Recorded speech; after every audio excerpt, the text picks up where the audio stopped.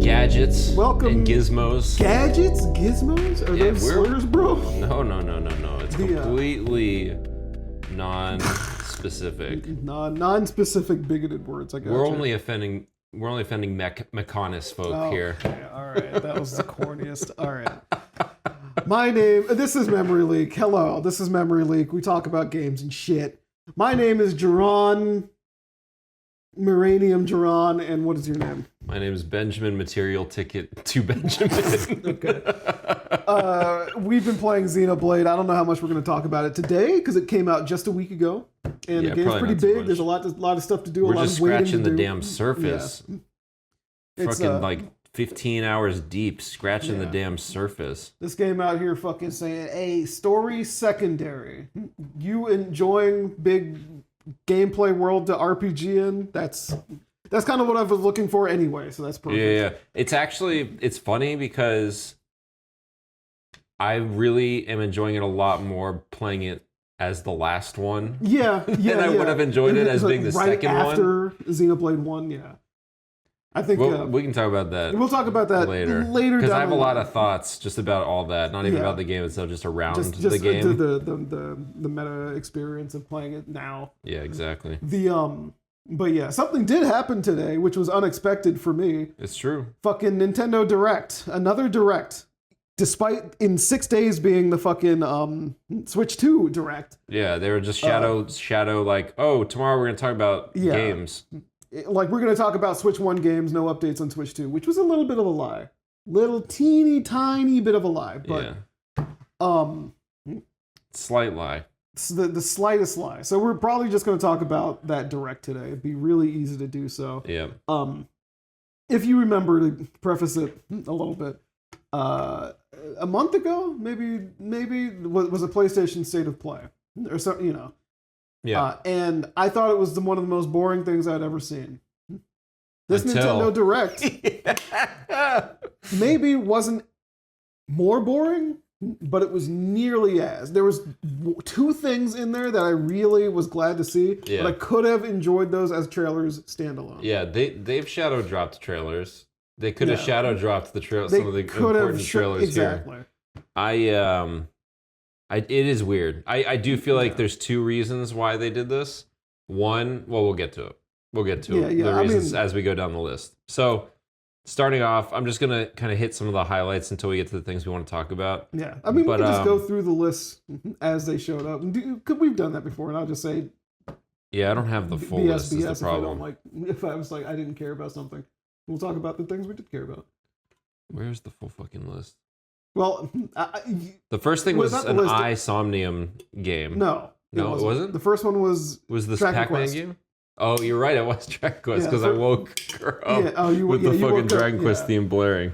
I'm glad they showed it. I'm glad they acknowledged it. I'm glad they made sure that we knew it was still, that was still cooking. And I don't remember if they gave a date, but Dragon Quest 1 and 2 HD, great. Get 3, get 1, get 2. They did tease. They teased like, oh, there's a new character. There's a new character. There's new content, which I understand. There's already new content in the 3 HD. And if they need to, that connects it to 1 and 2. Oh, okay. So it's really good. Okay, it's small, but it's enough to like make it feel like a trilogy. Yeah, make it feel like a full thing. And on top of that too, fucking Dragon Quest 1 specifically might need a little like content push. Yeah, it does. For people that are buying it now and buying this pair as a $60 game. Right. Because Dragon Quest 1 is like as fun as it is, it's like it's nothing. It's like a 4-hour game, like 5-hour game the first time you play it. Once you understand, you're literally just grinding, getting thing, going deeper, grinding, getting thing, going deeper. I like that game a lot, especially because you don't have to deal with a party. Right. It's just you, so it's not complicated. If you can't beat something, you know it. Right. You're not like, oh, did I not strategize that right? No, it's just pure skill check. Too weak to do it.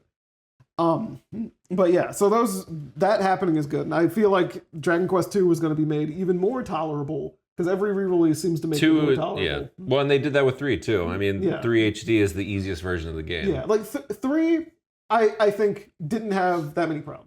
Like, no, I agree. The 3 was perfectly playable single player RPG. This is sort of like people have played them. Yeah, and this feels. I mean, it's probably in keeping with like how much faster paced games are in general nowadays. Yeah. They want it to be something people can just blow through, like popcorn style. Yeah. And that's clearly what their goal was, which is good. It's fine. And doing that gets people curious about Dragon Quest 3 and 1 and 2, I guess. People curious about those games can just find out exactly without having to deal with. They just need the taste of it. Yeah. They just need enough to understand it, and then they're like, okay, this is great having this in my library. Yeah, it's interesting. I can't remember if we talked about this, but I was listening to Tim Rogers. Yeah. Because he's a deep Dragon Quest head. Yeah. Like he wrote the Kotaku Dragon Quest 11 review that people talked about for a while because it was so like it was actually probably one of the bigger things that pushed Dragon Quest in the US, I would say. Maybe. It was like a little bit of a cultural piece. It's probably a thing that grounded some of the discussion of the game a little bit. Yeah. So, I associate Dragon Quest with him to a degree, and I was listening to one of his live streams, and he was talking about all the versions of Dragon Quest 3. Right. He likes the HD version, but as someone that's like grew up with the originals, his like one of the things he kept saying is that like the math of the Super Nintendo version is the best. Interesting. In the sense that like the NES version is a little bit on the grindy side. Yeah. But the Super Nintendo version with like a fan patch or whatever feels. Fan patch? Well, there's no English version of the Super Nintendo. Oh, I understand what you mean. I was like, fan patch. He was like, that would be his recommended way of playing the game. Yeah. And it's because a combination of like the math and like for him culturally when it came out, like the math and the pacing that is dictated by the math. Yeah. Makes it so that like there was a little bit more of like a community aspect to it because you had to kind of talk to people. Like you would come across roadblocks that you couldn't just push through as easily. You couldn't just brute force. Yeah, exactly. You couldn't just blow over because. So they would have discussions like, oh, what was your party composition? Yeah. What was your this? What was your that? Yeah, the thing about 3 being that you can have just parties of any kinds of characters. Right. So yeah. So I think just like from his pure like historical background and context that he brings to it, that's what I think part of why he likes it so much. I think we live in a different world in 2025. There's nobody really got time for that for like a game that's 25 years old. Right. Way more than 25 years old. Yeah, not everybody is fucking right. Not everybody's playing the same games all the time. Right. And you have a bunch of freaks just playing games for content. Yeah. You need to be able to let people get through the game quickly and see it all. And that's the purpose that this HD version has. Unfortunately, these games need to be made so you can beat them on your own. Because if you can't beat them like on your own, then you immediately have to jump into a deluge of content. Right. Like internet content, air quotes. And, at that point, it's overload. Yeah. It's like, that's beyond the point of the game. Right. But yeah, good stuff. Yeah, now was good. We already knew about it. Somnium Files, visual novel, right? Crusty looking game, but for people that love it's great that another one's coming out. I don't think anything about them. I like the Switch being like such a strong visual novel machine. Yeah. After playing the Famicom Detective Club games, I have more of appreciation for it. And the system is just like the Vita is perfectly designed for it. You've got your buttons, it's portable, and you've got a touch screen. And a lot of them have one-handed mode, which is essential. Yeah, like especially if you're playing some of those special kinds of visual novels that you wouldn't want to show your kids or your mother or anything. Yeah, exactly. I'm kidding, but no. But actually. But yeah, you can treat them like holding a Kindle. Yeah. So that's cool. Then we got a remaster of Raido. That's interesting that it exists. I'm not gonna get it, but that's cool. Yeah. I never played the Devil Summoner game specifically. It looked pretty fun. Yeah, it looks like actiony and all that. And I was like, oh, this is cool. I won't be getting it, but it's great that stuff like that exists. Yeah. So it's a late stage PS2 game. Yeah. Third game in the Devil Summoner series. I'm happy for the people that are happy. Yeah. Nelson. Bring all the things to one platform, to modern platforms. Right. I'm all for it. Next we have, going back to the list, Shadow Labyrinth. Tell me what you think about Shadow Labyrinth. So I'm glad they leaned more into the Pac-Man stuff. Yeah. With this showing of it, because it's like now it's clear. It looks less generic. It looks less. Yeah. It looks less. jokey, if you know what I mean. It does look like it's genuinely trying to be a fun game, not just like haha Pac-Man Dark. It looked like there was fun to be had. Yeah, I think I hope there's a demo. Yeah, I need to see. I think it needs a demo. I need to know how this fucking game feels. Yeah. Before I put money into it. My expectation is that's not going to be any more than like $25. Yeah. Or maybe $30. Who knows?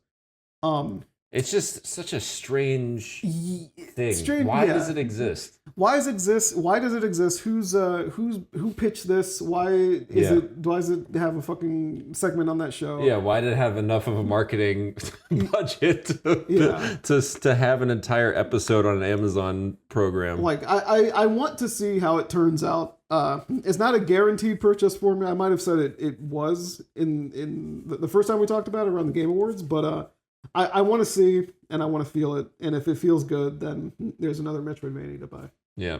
So. Then we have our first of our Japan Studio IP revivals, Patapon 1 and 2. See, I was happy about that. Yeah, that was a tight reveal. I might not get them, but I might. It's crazy to me that I'm glad it exists. Yeah, and this isn't the only one in this direct. Yeah, but it's a game that was. It's a Sony IP. Right. It's a PlayStation IP from Japan Studio. Japan Studio does not exist anymore. Basically the Astro Bot studio now. Exactly. And these IP are being licensed to like Bandai Namco. Yeah, for all three of them. Yeah, to make new games or re-release old games and put them on other platforms. So we're getting that's to me, go for it. Yeah. Perfect, please do well. Yeah, that fucking rules.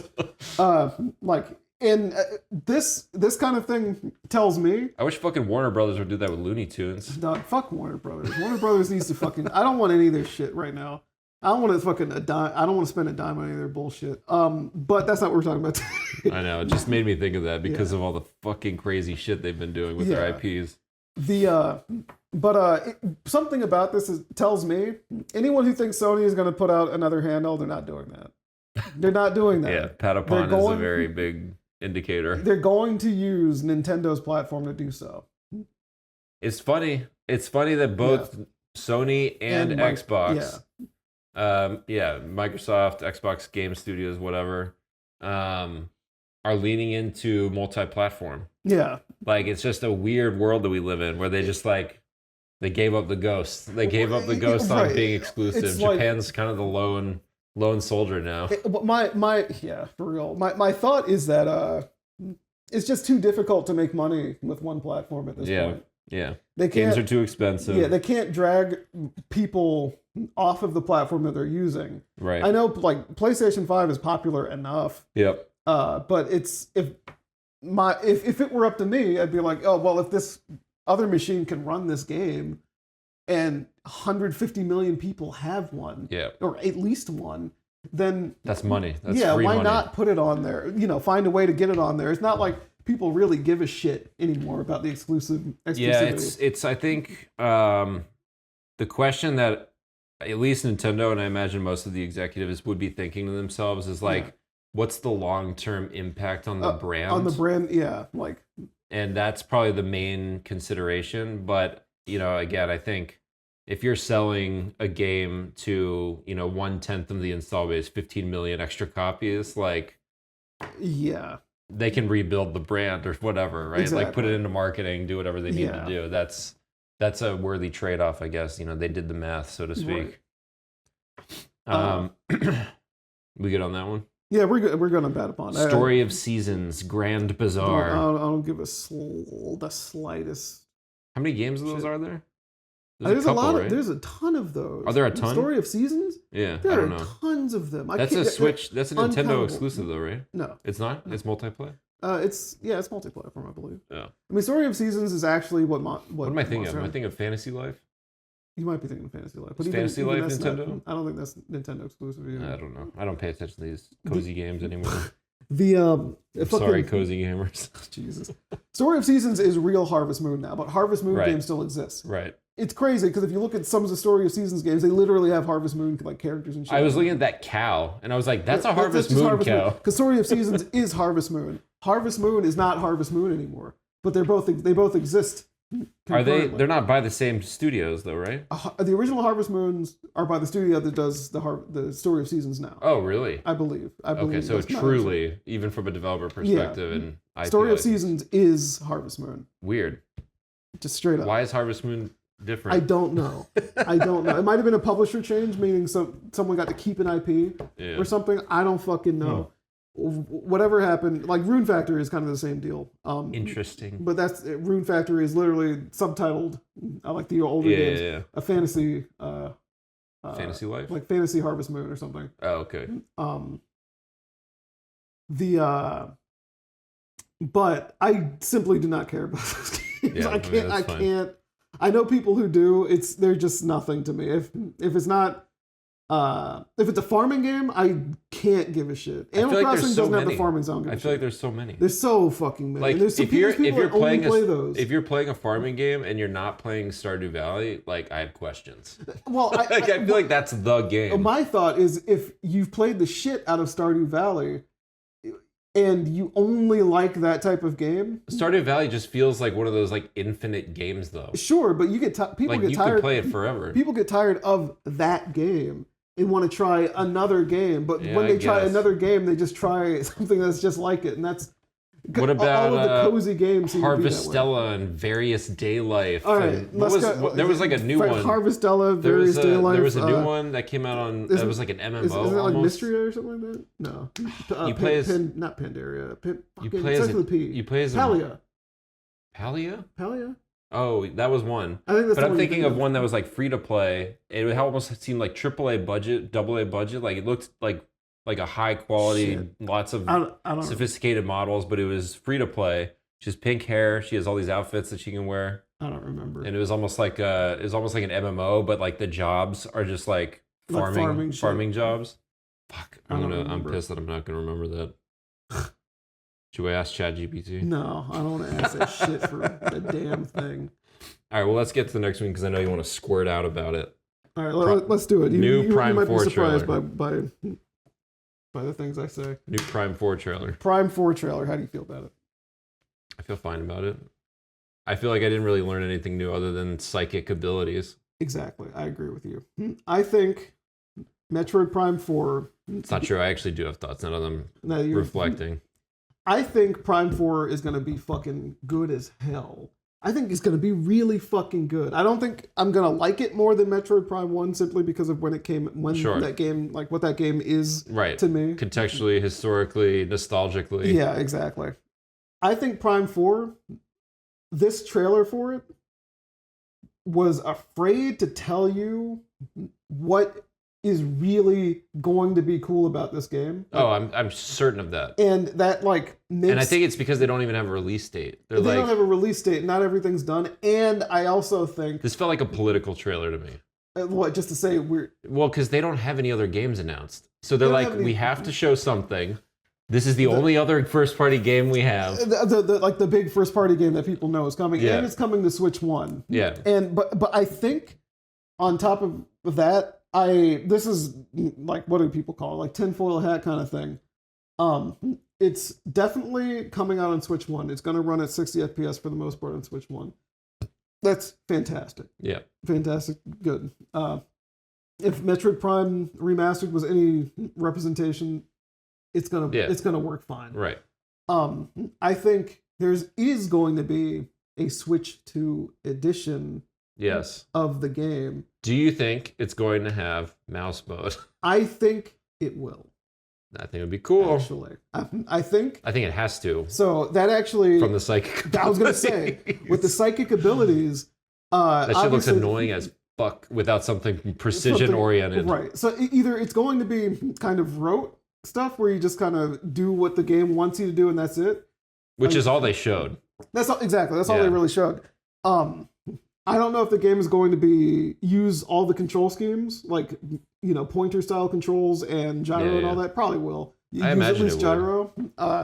I think a lot of the way the game looks and the way the game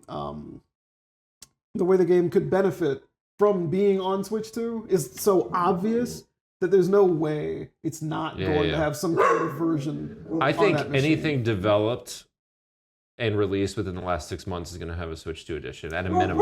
Yeah, and Xenoblade Chronicles X, I think, is going to have a Switch 2 edition. That's going to have a fucking Switch 2 edition. Sure. And I think, but the funny thing is that game runs quite great on Switch. Runs quite what? Great. Yeah, it runs well. Like there's a couple little hitches when you're moving the camera. Yeah, a couple frame drops, a couple pop in. What's going on? But it's really not a big deal. The game runs great. The loading times are not long. No, not at all. I mean, that's been table stakes for all Xenoblade games. That's the thing. It's just like it's just a Xenoblade game that runs well as usual. Exactly. It will be nice to have it in 60 frames per second. People have found a 60 frame rate mode that's not finished. Yeah. It's like, it's not finished. It's finished. It's what's it called? I mean, it might not be finished. They might still be working on it for the Switch 2 launch. They might be still like tuning it up and everything. But what I think is there's a hook there for a patch that you can't get on the original Switch. That's what is happening.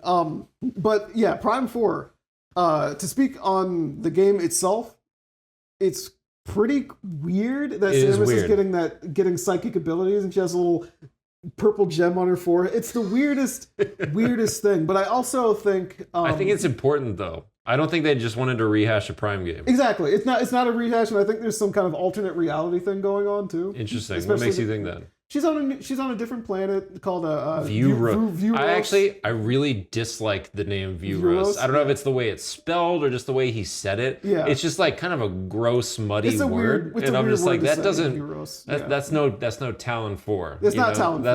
That's not Zebus. Not Talon 4, it's not Ether, it's not Zebus, it's not what's it called? It's not Brio or Norian or Vuros. It just feels like gum in my mouth. Yeah, that's funny. But I do think a lot of what this game is going to do will probably be really surprising, and they don't want to just dump that out. If they dump it all out, what's the point? Right. Metroid is about discovery anyway. They already showed us a new suit, which is it's probably the edgiest suit Samus has ever worn outside of even more edgy than the Phazon suit. The Phazon suit, and something from Metroid Dread. I think it's which thing from the end of the game. Yeah. I think the whatever the suit's called, the psychic suit, I don't fucking know. The Beyond suit, I don't fucking know. I imagine it's whatever like the various suit upgrade at this point is. It's gonna be. You think it's gonna be the main suit? I think it's gonna be the dark suit equivalent. Yeah. In Metroid Prime 2, obviously all the marketing has Samus in a various suit, but you play most of the game in the dark suit, which protects you from the whatever. And I feel like this is probably something that gives her. The psychic abilities probably are like unlimited resource. And this one probably gives you a much bigger limit to work with when she's not just tasting the power. I will say the psychic abilities, the two things that they showed of like grabbing a thing and moving it, and then moving your beam, driving your beam. Those both looked really boring, and they both look like they slow the gameplay down really intensely. Those things are very. My imagination is telling me that a lot of those are going to be used in very specific situations, and it's not going to be something you use for every fight. They're just going to be more abilities. They're going to be keys, and you're still going to spend a lot of time using your beam. I don't know why I made the motion for it. Using your beam and using your missiles and shit. One thing I hope they tighten up is hitting stuff with the normal beam did not feel right. Just from visibly seeing it, like the enemies. Was that even the normal beam, or there was like a purple whatever beam? The purple beam was. That was the only beam she fired. That didn't even feel like the normal beam to me. Whatever like the regular it was, power beam. It didn't feel like it had quite the impact that it should have for an enemy getting hit. And I think there could be a reason for that. Exactly. It could be something of like you have to psychic the enemy for him to take more damage. Exactly. There could be any kind of reason, but I think it was cool that they led into this new gameplay trailer with the end of the first one they showed. Like they started with the music that they ended with in the other one, and I didn't catch that. The environment was that forest environment they kind of fly through at the end of that when they show the 2025 in the original reveal of the game. So I was like, oh, okay, that's cool. So what I think they've probably shown is a little bit of the very beginning of the game. I definitely think it's the very beginning. And then a little bit of when you get to Vuros. I feel like the weird structure is almost like the first area. Yeah. It's like the Talon overworld or the what's it called? The temple grounds. Yeah. In Metroid Prime 2 specifically, especially because there's another character like another alien character that is very much like Umos, rather than the crew of Galactic Federation troopers that you deal with in Metroid Prime 3. Yep. They didn't show any of Psylocke this time. Right. They didn't who we know is going to be in the game. Yeah, they did show Metroid stuff. They showed Metroid very briefly. Yeah. Mr. Metroid. Yeah, Mr. Metroid. But they didn't show any Psylocke, which was interesting. And I'm curious because Metroid Prime Hunters is relevant if we're going to go to other planets, if we're going to go to, fly between them or deal with that. I kind of wouldn't mind just being on one planet, though. Prime 3 had you jumping between planets with a ship via load screens. Are we going to be jumping planets in Prime 4? Did they kind of No, they never said that. Okay. They never mentioned it. They've only talked about Viros. They've only given that a name. And I simply do not mind just having one big planet I can walk through rather than having to go to my ship. 3 is the only one where they go to different planets, right? 3 and Hunters. Sure. But Hunters is so much like rinse and repeat of the same shit, though, that I almost like don't even count it. But because it's relevant, who knows how informed this game's going to be by it. And then technically, Federation Force, which is also relevant, has that has a level system though. It's different. But Prime 4, I'm really excited for the game. I kind of don't want them to show me any more of it. I don't want the way they're showing it. I just want to know what day it comes out. Right. I will be the judge of it when I get to play it. I feel that exactly. And just tell me if I should play it on Switch 2. Yeah. If it makes a difference, or if I can play it on my Switch Lite and still have the same experience. Well, we'll fucking find out on Wednesday. Yeah. I am pissed that after paternity leave ending, that's going to be my third day back, and it's going to be 10 a.m. and I'm going to have to find a way to fucking watch it and pre-order. But okay. Disney Villains Cursed Cafe. Couldn't care less. I love that they followed it up with that. Yeah, that's like, are you all kidding? I guess we're not getting the Metroid Prime 2 and 3 HD or remastered, so whatever. It hurts. Yeah. Which tells me those games are just simply not going to be relevant to the story of 4. I think they're just not. It's just not going to come up. The Phazon incident is over. They don't matter. At least it's narratively. Sad. Yeah. Maybe someday. Maybe someday. I find it hard to believe that they wouldn't try to just make all the games available on the Switch Lite. Because it feels like that's what they're doing. With GameCube games, they're just remastering and re-releasing them. Yeah. Either as a compilation or standalone. Everything up below that is already pretty much available. That's first party. Yeah, there's probably some hang up. Maybe we'll find out something tomorrow, next week. Yeah. And maybe those games will just be made available in some way as they were, without a remaster. Prime Trilogy style. Yeah, and I wouldn't mind that. I just having them available with the motion controls using the Joy-Cons, I think would be good. It would be actively good. I just want them to graft the controls from Prime Remastered. They don't have to make the games look like Prime Remastered, whatever. Just make them run at 1080p or higher, depending on what the fucking Switch 2 can do. Witchbrook. I don't even know what it is. Witchbrook is the Chucklefish cozy witchy game. Simply do not care. It looks nice. Chucklefish made a War Groove. Is it that game that's on the screen right now? No. This is the next one. Eternal Life of Goldman. Yeah. If you have something to talk about Witchbrook, go ahead. But I don't have anything to talk about Witchbrook. That next game is DuckTales. It's funny. It's just straight up DuckTales with a customizable cane, which is all your screen. Which is fine. Yeah, it's totally fine. It's fine. Make your games. Yeah. Draw them by hand. In my opinion, not really. It's just random filler to me. It's not a kind of game that I'm interested in thinking about longer than a second. If it's good, great. It's but nice I'm not looking excited though. About it. Yeah. Gradius Origins. I know there's people out there that like Gradius. I don't really mind them, but I'm glad these games got really. I'm not a big shmup guy. Yeah. Shmuppet. I'm not much of a shmuppet. Yeah. It's funny that they're making just a new Salamander game though. What do you mean? In this compilation, they're Salamander 2 is new? No, 3. Oh, did you not catch that? I probably glazed over. They're and in this collection, we're adding a brand new Salamander game, shit. Salamander 3. Oh shit! I didn't see that. That's cool. That's cool. That's really cool. It's funny. They did that with the Haunted Castle Revisited, right? In Castlevania, which is basically a brand new game, even though it's a remake. Right. All right. So Rift of the Necrodancer. How do you feel? Rift of the Necro. I feel kind of good about it, to be honest. I like that it's just purely a rhythm game now. Yeah. I'm glad this purely a rhythm game. I think aesthetically and everything, I simply don't give a fuck about. It's very like low budget. Yeah, it's like it's very indie. I do like that it's got Celeste shit though. Like that. That alone cool. Was like I kind of want. But I think that's a trick to get you interested in it. Celeste music is fucking good as shit. I think visually the game looks too much like a Flash game. Yeah, but I'm gonna say something specific.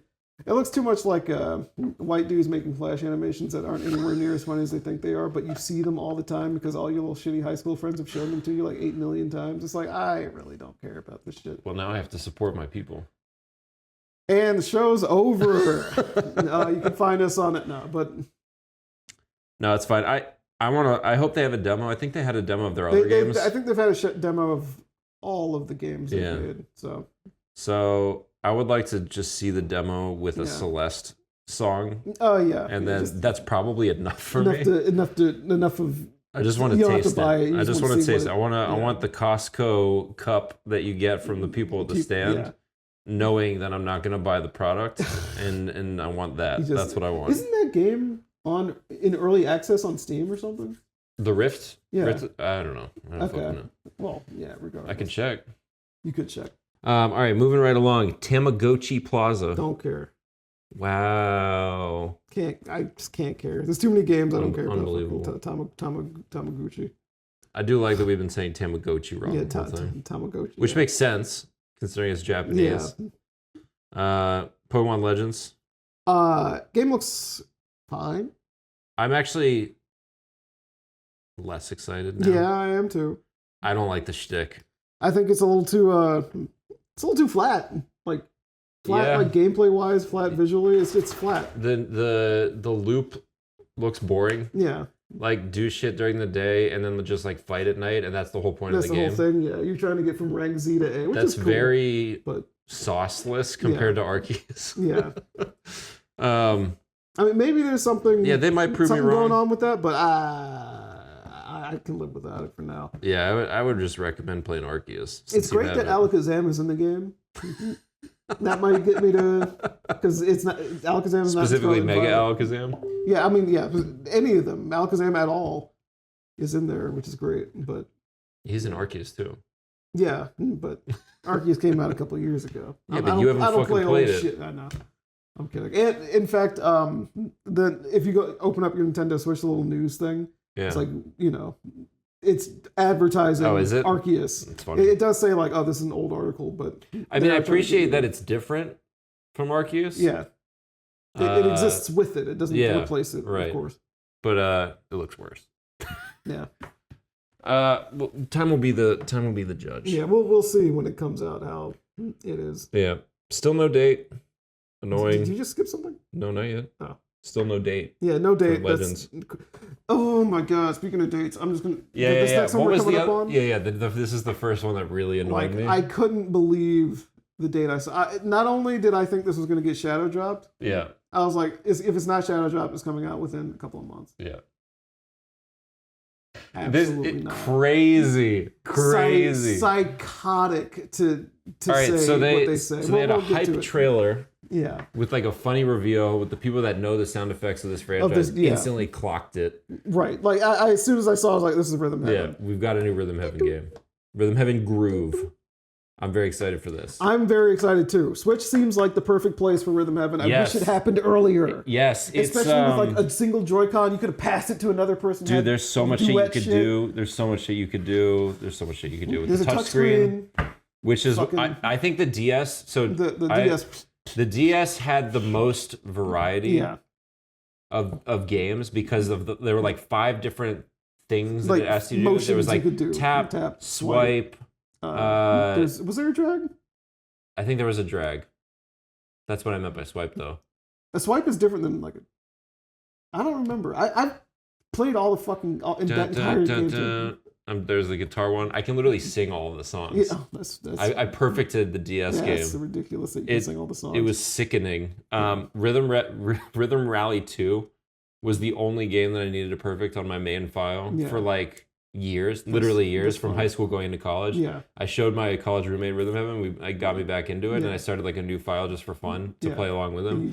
And I ended up perfecting Rhythm Rally 2 like early. Yeah. And so I was like, shit, I have to do it now. Yeah. And so I did. I went through and I perfected the rest of the games. I have a deep place in my heart for that franchise. I have Rhythm Heaven on the DS. I have Rhythm Heaven Fever, which I got for $5 at Kmart New when they were closing. Oh, Tap and Hold was one of them. Tap and Hold. Okay, that might be, yeah. Because that's what you do for the chorus. Yeah, the chorus. You hold it down to keep their mouth closed, and then I mean, Yeah. Oh my god. Yeah, this dude's a fucking nerd. But Rhythm Heaven. It's coming out in 2026. Comes out in 2026. The first game. The first Switch. 9 years after. The first game that they announced for 2026. And not the last. Not the last, which I can't. This is a big departure for Nintendo. This is the first time they've done this in a long time. Yeah, it's not like they haven't been doing this particular generation, I guess. But I think they're getting all the Switch 1 stuff just out of the way. They're just saying this stuff is coming. You can keep your old Switch if you don't want to upgrade yet. There's still games coming out that has to be part of the intention is like we're still going to release games for Switch 1 in 2026. Exactly. Like y'all can keep buying this one. Let's get it to 200 million. While we try to do this. I mean, they're going to count the Switch 2. Of course and they're clearly going to count the Switch 2, like with this topic that you're about to go to.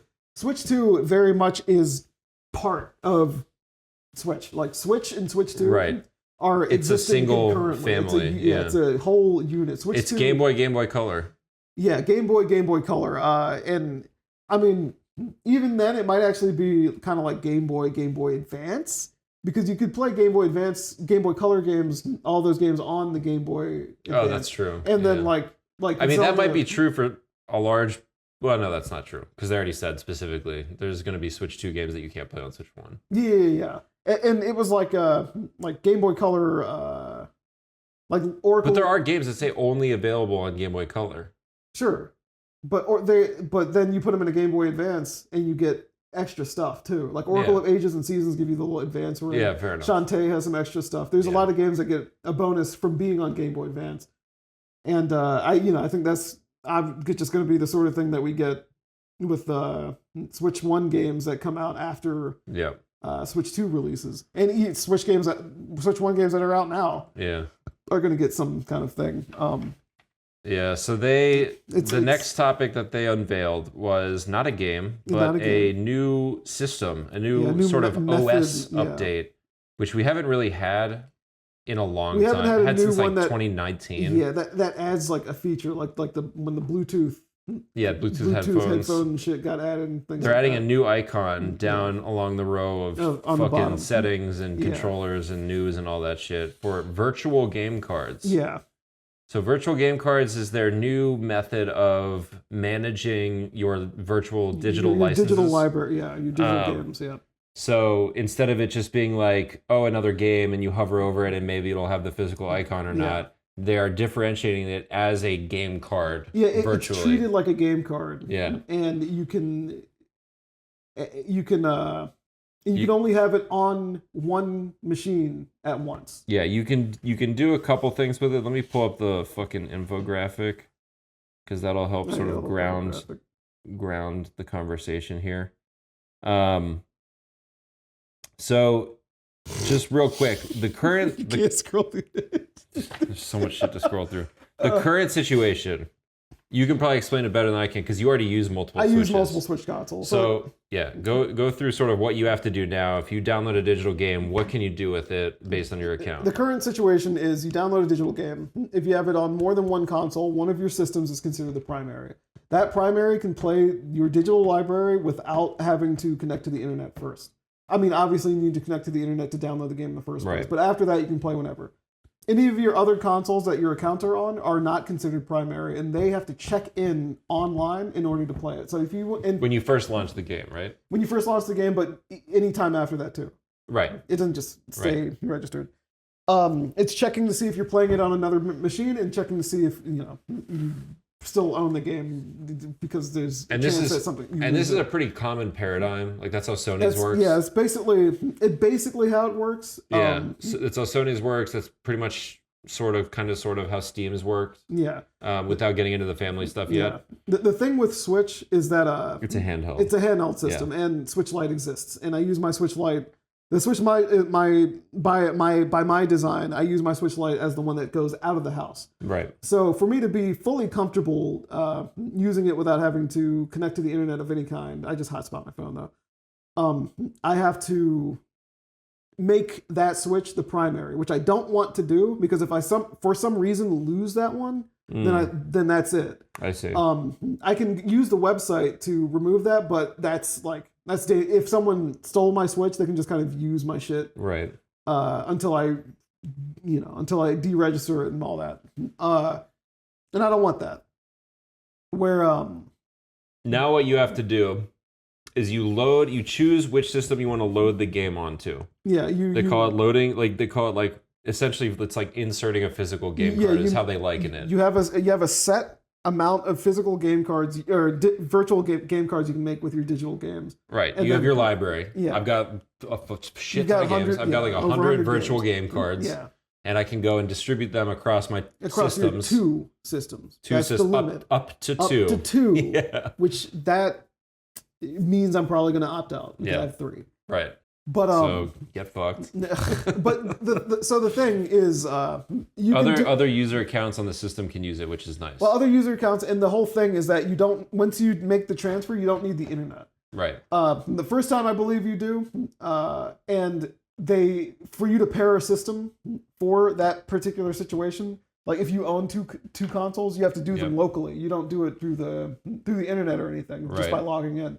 You do it locally, pair them together, and then you can switch which machine has which virtual game card at will. And so if you have a Switch OLED and a Switch Lite, and you want to put a game on a Switch Lite and not have to reconnect because you're going on a trip or something like that, you can move that virtual game card to your Switch Lite, and that Switch Lite does not have to connect to the internet to play that game. Yeah, there are admittedly... back. I will say the first time I watched this, I was like, what the fuck is going on here? This seems like the most backwards ass complex solution to something that feels like it's already been solved. This wasn't the place to explain it. I'll say that. Like while you're trying to get announcements for games and shit like that, explaining something like, oh shit, my games are going to be fucked with. They needed to have the use cases locked and loaded. They needed to demonstrate. They needed marketing materials showing like a person that has specific situations, whether it's a family or an unit individual, because I know there's use cases because my brother told me about one of them, like that happened to him recently, but it really landed poorly with me when I first watched it. It landed poorly with a lot of people, and I feel like we're gonna be in this situation where we see a lot of people like misunderstanding it and getting worried about their library. It's like the fact you can opt out. The important part is to understand that you can opt out and keep using it. But at the same time, the fact that you can opt out tells me that like they're also not even confident in the system that they've created. Because it's like we don't want to force this on people because we don't know if it's the right approach.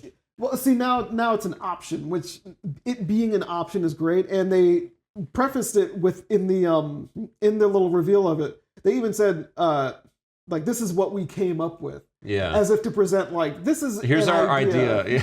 We don't know what the fuck we're doing. Yeah. So what it does enable you to share your digital games with other people. Right. In a way that, Nintendo can control. And that's ultimately what they want to do. They want you to be able to do that, but still prevent you from just seeding out fucking. Are we getting into the lending? Games. We'll get into lending just in a second, but I think part of the option situation is like my situation where I have three consoles, and I don't really feel the need to like share the games terribly often. I don't need to do it like that. I just wish it was tied to your account. Like I know why. I know why. Yeah. I'm just saying I wish it was simply like you log in your account. Mm-hmm. This is now this account's device. Mm-hmm. This account can now play this account's games. Like Steam. You can have 5 devices logged into a Steam account. Yeah. Your Steam account can play any device. It just checks to make sure that the other consoles aren't using it concurrently. Concurrently, yeah. Which feels fine to me, right? Any game that would need to use a game concurrently, like multiplayer, obviously you're not going to be able to do that. Yeah, you can't do that. So, I think the loophole, of course, being like, oh, well, now I can just log 2 consoles off and have 2 copies of Mario Odyssey and play them offline. Which is more of an issue for a handheld console, and I get that. Yeah, and I think, I guess we're going, that's a step toward the eject and load, just, it feels like so annoying to me. It feels so annoying. And it's probably going to be less annoying on Switch 2 because Switch 2 will be designed around the functionality. I think on Switch 1, they're kind of it's like being hacked in. Yeah. So it's just annoying because it's like if I'm playing a game on my home device that's always docked, and then I want to take something on the go and play. Yeah. There's all these extra steps. Yeah. And it's fucking annoying. Yeah. That shit is annoying. And then that's where you would just kind of leave it the way it is. Yeah. Because now we can talk about lending. I think the main purpose of this is the lending function. I think it's the lending and the families. I think the families are an unrepresented demographic when it comes in social media. Because the families, which is the vast majority of people that own a Switch. Yeah. They're not online. They're not talking about it. They're not just fucking playing the game. Yeah. My brother told me a story literally a couple weeks ago about, because we were talking about Xenoblade Chronicles X. Yeah. And he was like, should I play this? I was like, no, you should fucking play the first one because I know you haven't yet. And he's like, oh, I forgot to tell you. We botched it because I accidentally bought it on my son's account. So now I can't play it on my account or my Switch. Yeah. And I was like, I mean, we were talking through the options that currently exist. Yeah. And they were all just annoying. He's like, I'm not worried about it. So now there's at least a way for them to fix that. There's a way to fix that with the separate accounts. Yeah. Not even with separate accounts. Now the fact that when you have a virtual game card on a device, all accounts get to use it with their own save. Whether they have a Switch Online account or not. Right. That's which true. That's good. That is a net benefit for people like that. Yeah. Families that have, one device or limited number of devices that can just say, these are the main ones, they get the shit. We can swap them around. Yeah, the families being able to just play, not have to do fucking mental math to figure out whose account needs to be on whose system so we can play this one game. Right. Or do we need to just buy fucking $180 worth of the game just so just so the kids can fucking play it. Right. So that demographic is well represented and catered for, which makes sense because that is their primary. Right. So, and those are also not really the people watching the Nintendo Direct. Exactly. Which is why presenting this in the Direct is so strange. So weird. It's so weird. But, it should have been commercials on TV and shit. That should have been a YouTube trailer that came out. A YouTube thing that can get shared on social media. I think a lot of the stuff that's in this Direct didn't need to be in the Direct. They are separate now, but I don't think they needed to be in a Direct necessarily. Right. And they did come up with a solution to that. We'll get to at the very end. Also annoying. Yeah, we'll get there. All right, so we got to the families. Now let's get to the lending. So now you can lend. Oh yeah, we didn't get you can choose to lend your virtual game cards to members of your family. Annoying. I don't like that. And that's not the only thing. And it only lasts for 14 days. And you missed something. Which thing? You have to do it locally. You have to do it locally. You have to That's pass fucking it to right. them in person. So annoying. Such an annoying thing. So many hoops. This feature, cool idea. This execution, it makes it non-usable. I don't think it makes it non-usable. I think it makes it... Dude, families are not co-located frequently. Well, and that's what I'm about to get to. So, obviously, the point is to prevent you from abusing it. But I don't understand how it could be abused at this point. They don't the way Steam families work. Yeah. Nintendo would hate that shit. I know they would hate it. Because I buy a game and then someone else plays it. They don't fucking want you to do that. So immediately and it's so Steve. I rarely say this. This feels actively anti-consumer. This feels interesting. Entirely like Nintendo is safeguarding the value of their content. Yeah. Which they do for sure. It's the reason why they don't discount below $41. It's the reason why they value their products very, very highly. Unusually highly. With Steam, it's we have this universe of games of slop that you can get for 2 cents. Yeah, we have so many. We don't fucking give a shit if you pay $70, if you pay $2, Yeah. which is a lot of poor games too now. I know, that's very funny. But it's like, it's very much a difference in like corporate mentality where I think this is something that Nintendo actively got anti-consumer because they're scared of people playing games that shouldn't be playing them. Yeah, but I don't see how removing those 3 restrictions affects it though. Like if you lend a game, you've transferred the license. You've transferred the license. License is not on that machine anymore. I think that's probably a safeguard because if kids are using this and then a kid doesn't give the game back. I think the owner of the game should be able to withdraw it. That's problematic too. Why? Because if the owner can just just rip it back, then it's just like the owner is the one lending it to them. I know, but there's like an extreme case where it's like someone might be playing a game and you just kind of revoke their shit, and that's a way to build up a sort of resentment for the feature in the first place, and that's something that they would try to avoid. Which it's going to happen anyway after 14 days. But after 14 days, at least you know it's going to happen. You know what I mean? Yeah. It's not like something. I think they could have built in a timer or something where it's like, I'm going to take my game back and you get 3 days to fucking deal with it. Oh, you mean like if you say that you're going to, if you click the fucking revoke. Or it could be something like if it's 14 days offline, it automatically gets pulled back. Something like that. Like 14 days of inactivity, of like not checking in, something like that. I think that would be better. But like, I should be able to do it online to whoever is in my family group. The fact that it's family group alone and I can't just send it to any friend is also annoying to me because like that's a massive limitation.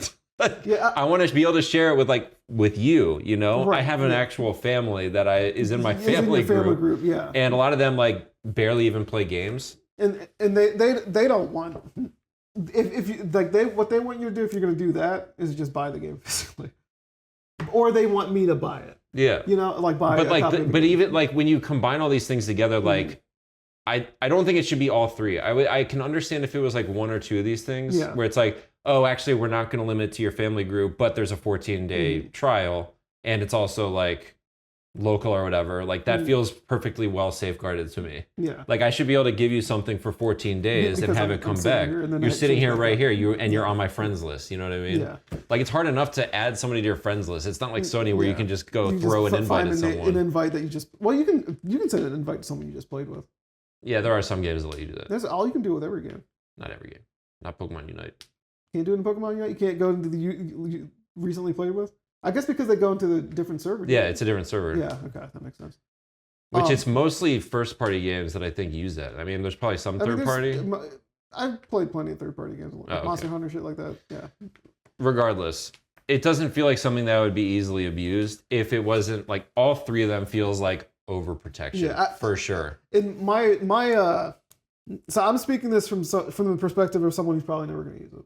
Exactly. So, just, take that with a grain of salt.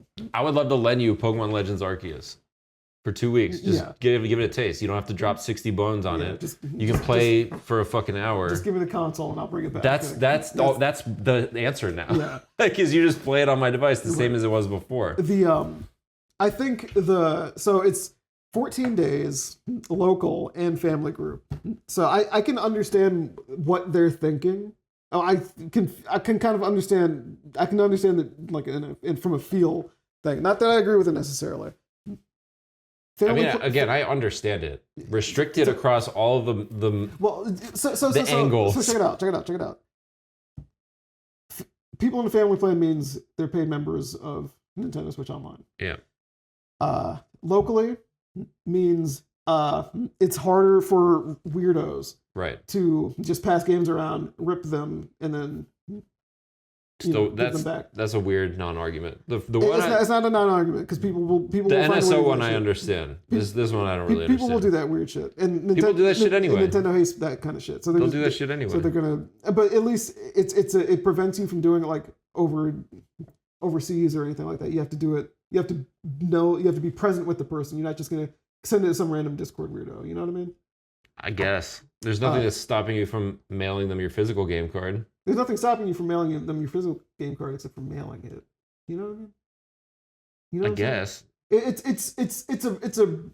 to brick wall it. Like I said, I don't necessarily agree with it, but I get it. Like they're putting up walls. They're putting up walls. And they're putting up walls, I think, because they know children are going to use this feature. I guess. And knowing that children are going to use this feature means they need to make sure the parents are paying for it. Sending a game to a weirdo doesn't seem like an issue to me. It seems it's. I don't understand the issue. You send a game to a weirdo, they play your game. They're in your family group, so they're not that weird. Yeah, I haven't gotten to that yet. You know what I mean? So check it out. The situation is they can only have it for 14 days, and you're in their family group. You're in their family group, and you have to do it locally. So I know, but I'm bringing apart individually though. So you can still put weirds in your family group. Yeah. That's still a thing. They can be in your family group and not be local. So that's right. Where the local thing comes in. But if they're in your family group, they're not that weird. Not necessarily. Not necessarily. You can just put people in your family group. What's the risk? What's the risk? The risk. What's the damage?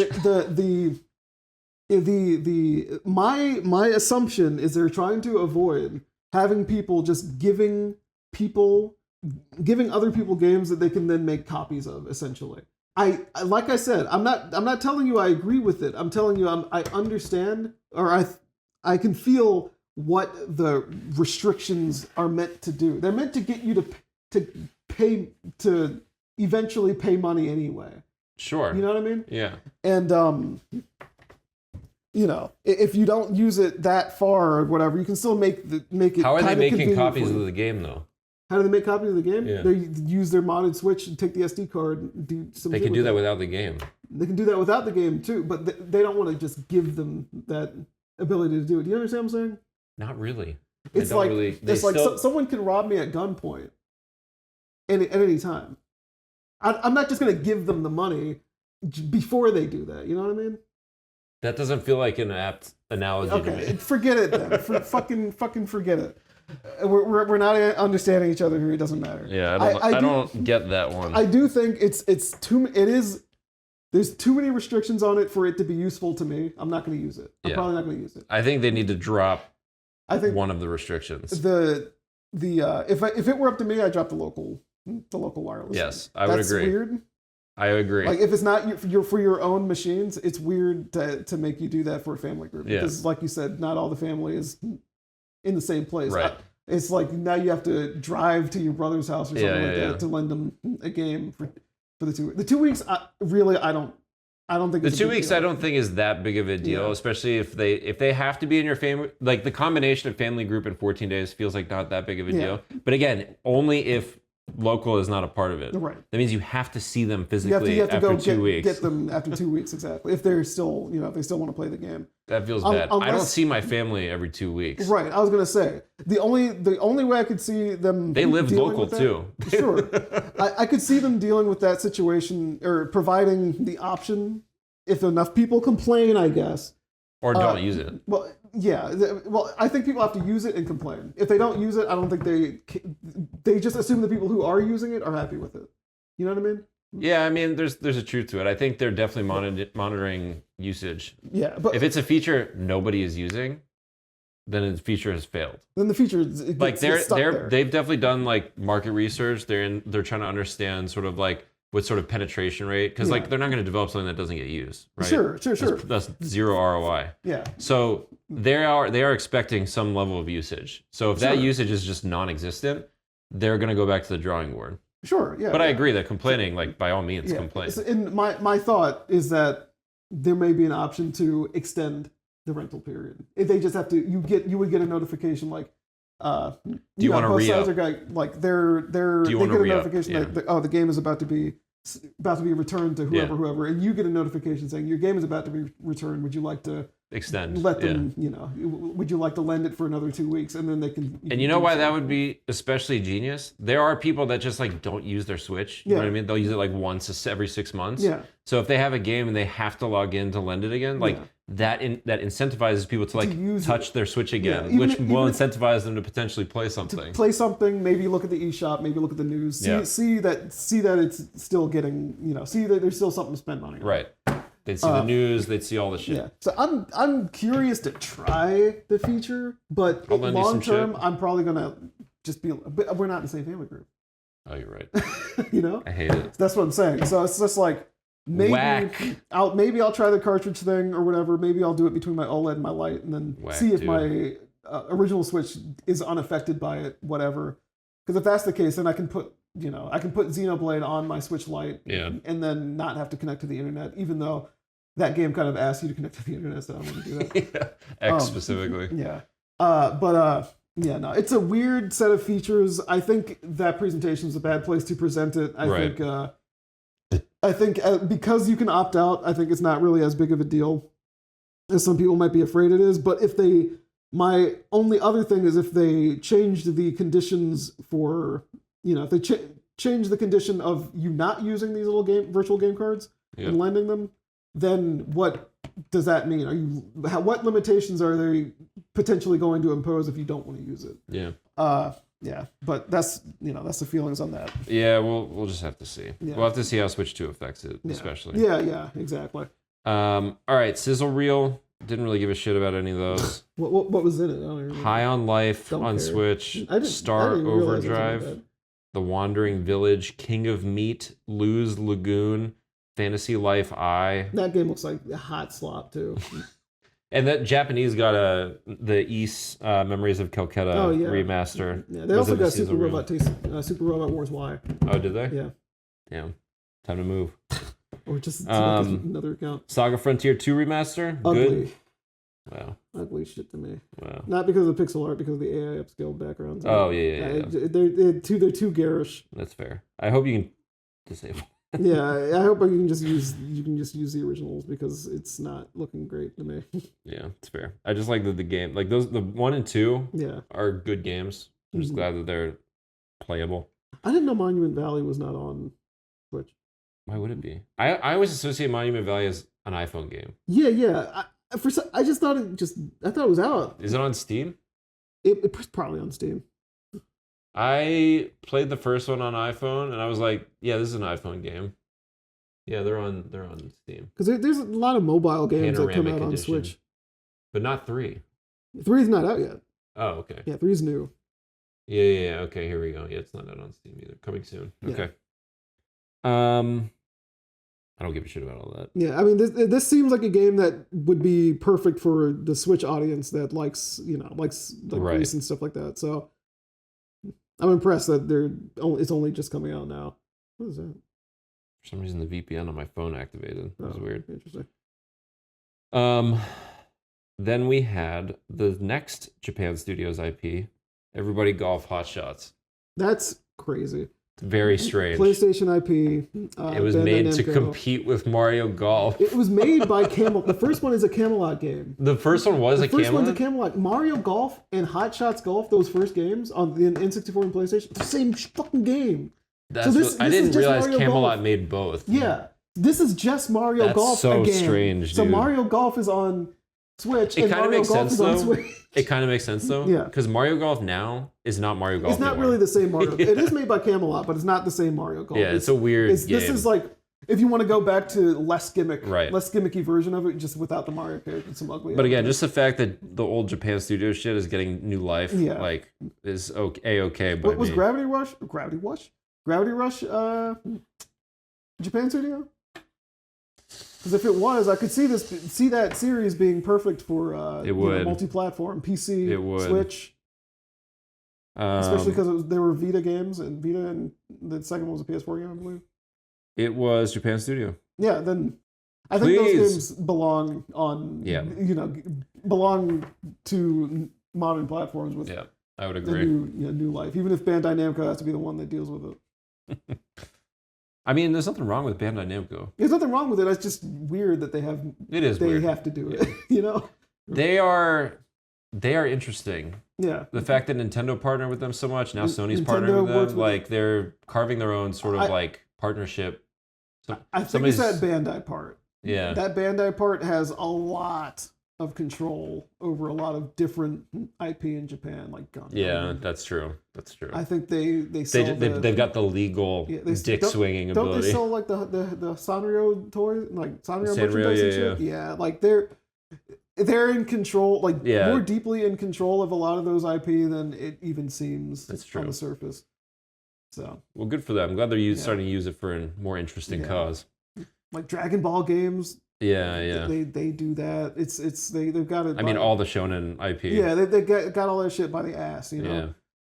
So. I'm very excited for this upcoming one, Marvel Cosmic Invasion. That game looks like fun. That game looks great. It looks like they're combining stuff that was like inspiration from the MVC games, or combining stuff from like the Captain America and the Avengers arcade beat 'em up. That game's got heart. Yeah. Some from like the X-Men arcade game from Konami. I want to play that game, and I hope it's like I think they said 4 players, but I hope it's 6, like Turtles was. I know it won't. I get a feeling it won't be because you can do the character tagging. Right. So everyone has like 2 characters that they're selecting from, and that adds also up to this 8. game is like definitely going to be on everything. Yeah, this game's going to be on everything for sure. But so was Shredder's Revenge. That was everything. It was on Sony? Shredder's Revenge? Yeah, it was on. Yeah, it's on PS4 and 5. What? How do you play 6-player on? You don't. Oh. You do not. Brutal. On PC, you do 6 players. On Switch, you do 6 players. I think on Xbox you can too. But yeah, on PlayStation it's just 4. That's Rita's Rewind is 6. So what? Rita's Rewind is 6. Yeah, it has to be 6. It's good. Yeah, which I haven't gotten to play yet. Let's play it. All right. Tomodachi Life. Funny, Tomodachi Life. The gooners on Twitter, the Tumblr fans or whatever, are living their best life. The ones who fucking make all the fucking songs, Alex. Dude, those are actually very funny. Yeah, I've cried laughing at some of those. Yeah, this game I think is perfect for Switch 1. Yeah. But 2026. Yeah. What the fuck? Brutally painful. What the fuck? Which tells me that they're just saving up all their fucking juice for the Switch 2 Direct. They're saving up. They have to. They're saving up the quote unquote big games that people want to like get excited like. Right. Whoa, this is gonna be genre defining game. They're saving that for Switch 2, which is completely fair. And any game that comes out on Switch 1 now is coming out on Switch 2. Right. You're going to be able to play it, right. Even if it doesn't get a Switch 2 version specifically. You're still gonna be in there with it, which means for sure. that, like I was saying, like my Switch Lite is still relevant. Yeah. With some of these games, I can still take that out, play those games, and it's funny because they're kind of creating a situation, sort of like the DS and the Game Boy Advance. Yeah. Where the Switch 2 is the DS, the right. Game Boy Advance. You can play those Game Boy Advance games on the DS. Yep. So. Which is like that's kind of their status quo. Yeah. It makes complete sense. So. I played Minish Cap on a DS. I played it on 3DS. It's probably the best program. Oh, I never had Minish Cap. Oh, I got the game around when it came out. I ordered it in the mail and I put it in my. I put it in my. You know what I played on DS? I played Mother 3 on DS. Yeah, I mean, why not? It's good. So there's no linking features or anything either, so it's not like you miss anything doing it. Good shit. Then the last announcement.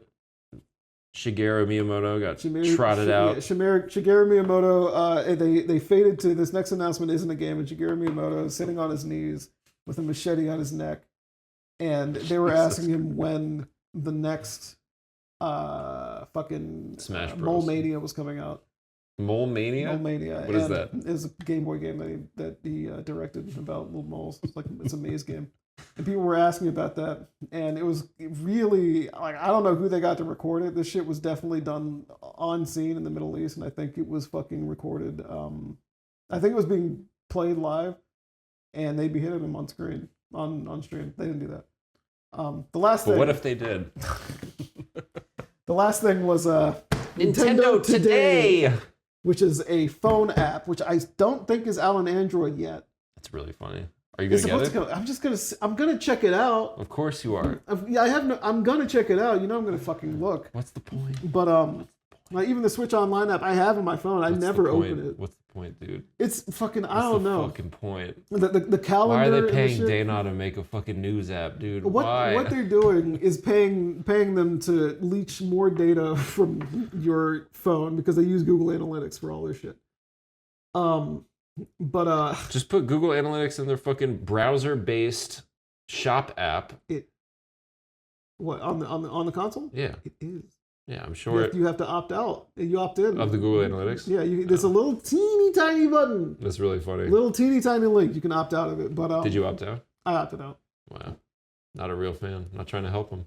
I can help them by just buying the fucking games I like. That's all the data they need. That's not all the data they need. They need to know what you're looking at. No, they don't need. They need to know what. This is why we get fucking psychic abilities in my Samus game, dude. I'm alright with that, bitch. As long as I can control it with my fucking dual mouse setup. No, but the I don't even know what the fuck I was saying. I'm curious as to how this app is going to work. What do you mean how it's going to work? It's a news app. It is a news app. You want me to download it for you to fucking show you? What's wrong?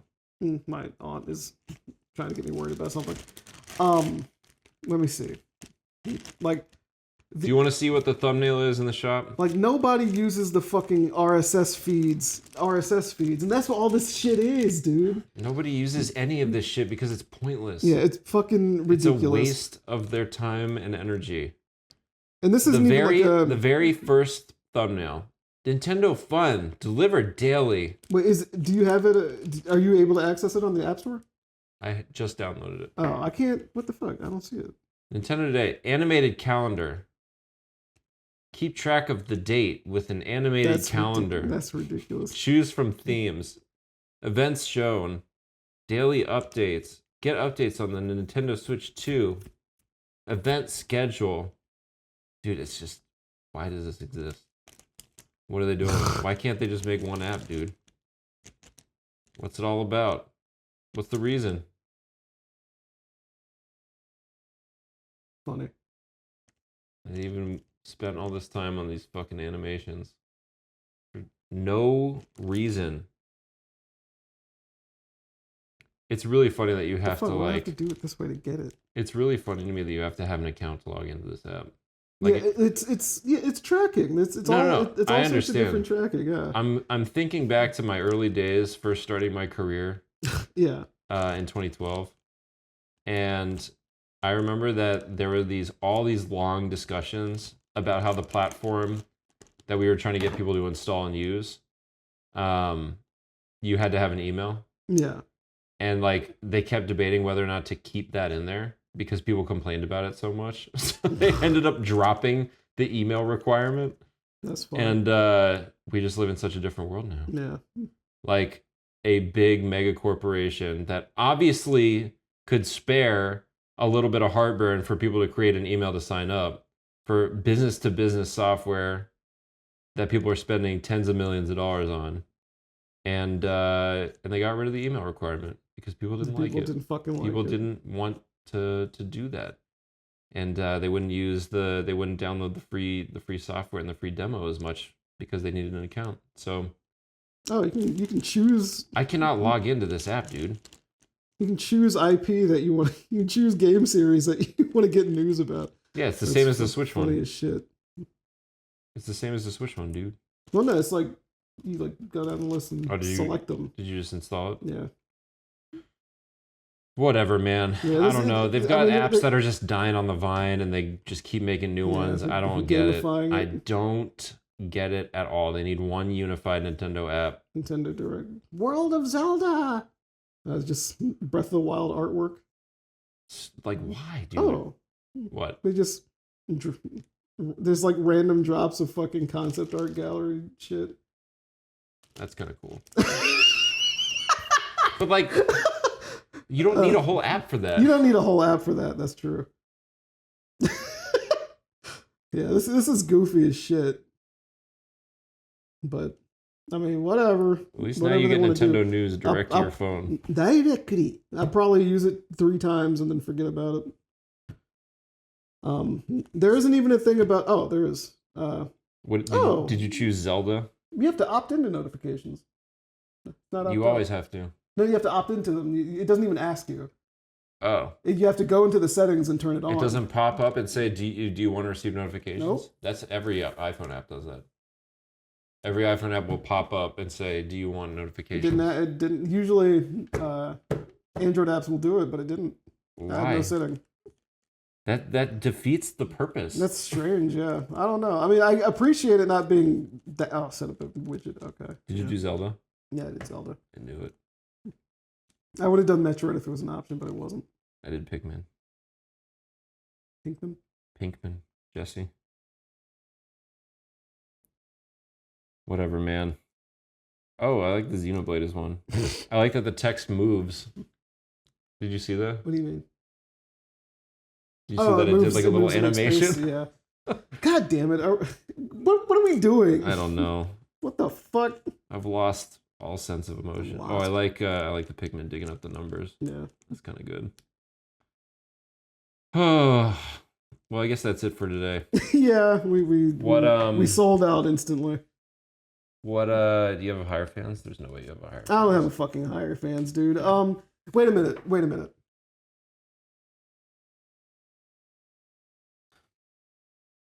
So the voice acting mod for Final Fantasy VII, and there's gonna be we're gonna one for 8 and 9. I think 9 is the one that's in the works. Oof, 8 is gonna be cringe. So I did some reading. I will say I listened to the trailer for 9. Wait. Hold on. Could have been worse. Hold on. Wait a minute. I did some reading, and the director or whatever of the 7 one says they want to redo it because they're kind of embarrassed about it. Oh. And I like the self-awareness. I like that a lot. Self-awareness is important. So I'm very curious to see how. Did you watch the trailer for 9? I sent it to you. No, I know. It doesn't mean you watched it. Yeah, that's true. But I did watch it. Yeah. I thought it was pretty good. I thought it was okay. I don't like. It was better than I expected it to be. Yeah, I don't like Zidane is hard. Yeah, Zidane is hard. I think there's a lot of people that have a lot of different interpretations of how he tonally is supposed to sound. Exactly, because he's so ambiguous. And I don't think they've ever. He's like a little androgynous. Yeah, he's like genetically ambiguous. Like it's the kind of game that I don't like is very intentionally not supposed to have voices. Yeah, they've never given. They kind of crafted a main character. Is this problematic? Is what problematic? I use the widget. I don't care, dude. It's your phone. Live your life. But yeah, go ahead. They crafted a character and it reminded me of what they talked about with how they designed Link. Modern Link. Yeah, okay. Being like, we wanted to design, we knew he was a boy, but we wanted to make him a boy that had like effeminate features so that like he was a little bit like you could still insert yourself if you're a girl player. Or it doesn't matter whatever, for the most part who you are. And I feel like they kind of did a little bit of that with Zidane. Yeah.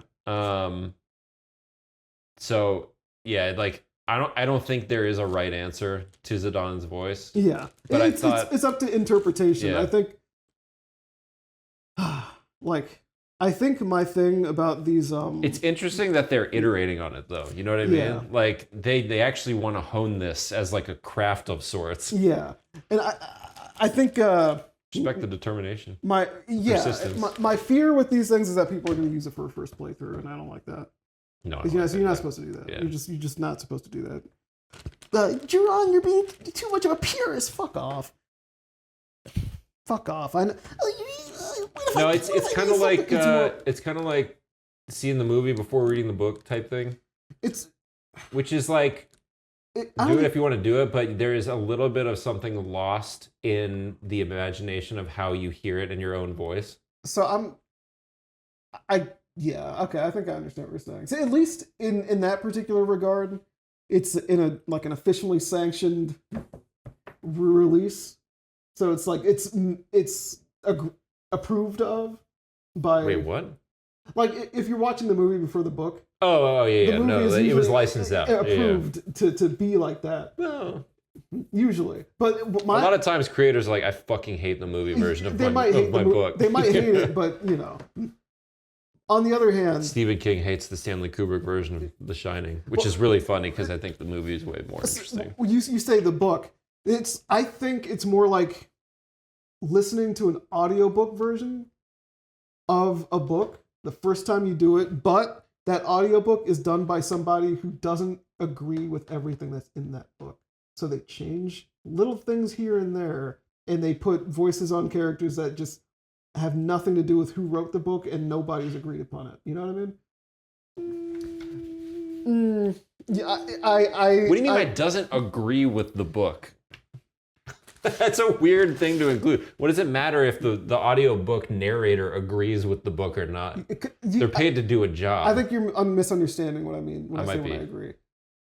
Like Final Fantasy VII, the people that did that voice mod don't agree with the fact that the characters don't speak at all during the battles. So they added shit like "fuck you, asshole." It's like something. They did shit like that. Oh, I didn't even know that they did that. Yeah, that doesn't. I did not know that. It's bad. I did not know that like at all. Cloud will sometimes say during he'll say like "let's dance, asshole" during some limit breaks. I'm like, that's fucked. That sucks. Shit. That's what I mean. That's bad. So imagine. I did not know that because the trailer that they showed for 9 only showed them voicing over existing dialogue. Exactly. Yeah. And that's the way it should be. Yeah. But what happens with a lot of these things is that they get overzealous, like, oh, we can do this, and they'll do it, not thinking like, maybe that's what they got embarrassed about. And that's probably what they're embarrassed about. Not to mention, like, I hate the way Barrett's voiced because it's the same voice actor as Cloud. I hate the way Cloud. Yeah.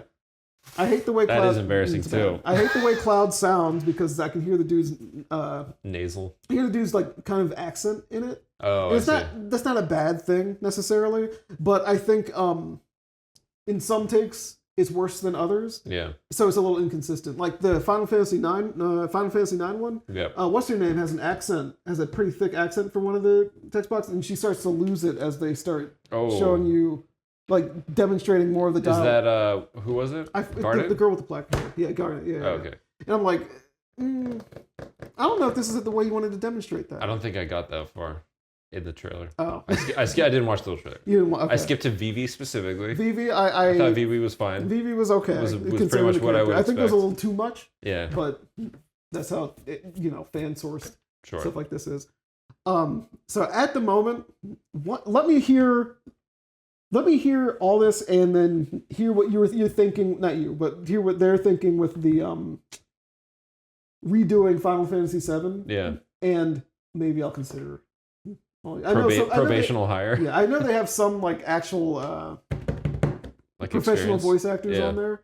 But I think it comes down to direction. Yeah, it does come down to direction. I think this team, whoever this team is, can probably put a good product out if they're given the right direction. And if they're obviously learning from what they're doing, then I think there would be a chance that they could do something like this on a more original basis, or for like being contracted out to do it for an actual like project with the publisher or the rights holder or whatever to bring an older game or an older experience up to this point. So okay, all right, good shit. Well, next week we've got Switch 2. Yep. So we'll have much more to discuss. We'll have more to talk about. We can't miss Thursday. All right. We have to, because the direct is on Wednesday. Yeah, so it'll be fresh. That would be in the way of Thursday, then we'll just do it on Wednesday. All right. Because it's going to be that Wednesday morning. Sounds good. Okay. All right. If you like this shit, give us a like, comment, subscribe. We're on Spotify, iHeartRadio, Google Podcasts, Apple Podcasts, Podbean, and YouTube. And until next time, gamers, that's it. Yep. Let it rip.